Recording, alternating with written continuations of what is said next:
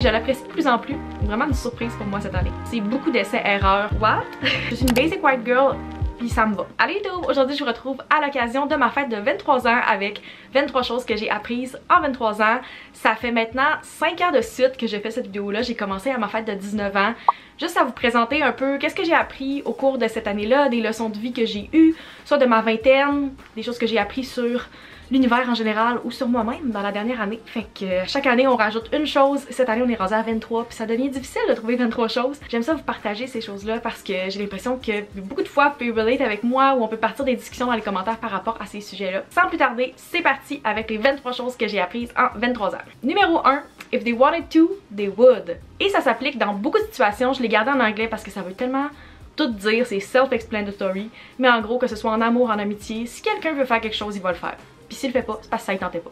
Numéro 2, le sentiment d'indépendance que tu ressens en faisant un voyage solo, tu peux pas le retrouver ailleurs. C'est juste incroyable. Numéro 3, en lien avec celui-là d'avant, si je suis capable de faire un voyage solo, je suis capable de tout faire. Ça m'a donné la confiance béton que j'avais besoin dans cette dernière année. Numéro 4, c'est important de savoir apprécier de faire des choses seul. Il n'y a pas toujours quelqu'un pour faire ces choses-là avec toi. Numéro 5, si c'est un gros red flag en amour pour toi, pourquoi accepter ça en amitié? Numéro 6, la première année après la graduation est vraiment rough. Numéro 7, je pensais que j'étais émotive, mais je pense que c'est plus les circonstances d'avant qui font que je pleurais beaucoup. Dans la dernière année, je me rends compte que je peux compter sur les doigts de la main le nombre de fois où j'ai vraiment pleuré, mettons, sans écouter des séries. Numéro 8, je suis plus certaine que je veux des enfants, puis c'est bien correct. Numéro 9, si vous sentez pas bien, faites des tests, mais aussi, si ton hémoglobine et ta ferritine sont aussi basses, c'est normal que tu te sentes à moitié morte tout le temps. Numéro 10, si t'es trop chicken pour prendre une décision puis tu repousses tout le temps, souvent la vie va le faire pour toi. Numéro 11, les décisions les plus difficiles sont souvent celles-là qui vont t'apporter le plus à long terme. Numéro 12, la mentalité, les actions et les paroles de quelqu'un sont souvent plus révélateurs que son âge. Cette année, j'en ai vu des personnes qui avaient comme 10-15 ans de plus que moi et qui agissaient comme des enfants, qui étaient super immatures, fait que l'âge des fois ça veut rien dire. Numéro 13, finir ses études c'est rough, surtout quand tes amis sont encore là-dedans, mais c'est une bonne chose quand même. Numéro 14, personne te prépare vraiment à la vie d'adulte, puis une fois que c'est ton tour, ben c'est beaucoup d'essais-erreurs pendant un méchant bout. Numéro 15, if it's meant to be, ça va finir par fonctionner. Numéro 16, suis ton intuition.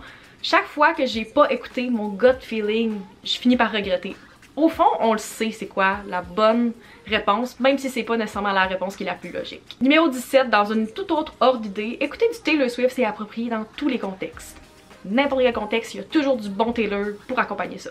Numéro 18, avoir une chambre c'est vraiment underrated. Pour vrai, ça fait toute la différence. J'en ai une depuis cette année, enfin dans mon appartement, puis même en habitant toute seule. Ça fait vraiment une différence, je vous le dis. Numéro 19, je suis devenue une fille de vino cette année. Je m'attendais vraiment pas à ça. J'étais encore dans la baby phase du vin, dans le sens que je bois encore ce qui est comme plus sucré, plus doux que ce que les gens font quand ils deviennent majeurs. Mais je l'apprécie de plus en plus. Vraiment une surprise pour moi cette année. Numéro 20, les amitiés quand t'es adulte, c'est vraiment tough, mais c'est encore possible de rencontrer des gens même après avoir terminé ses études.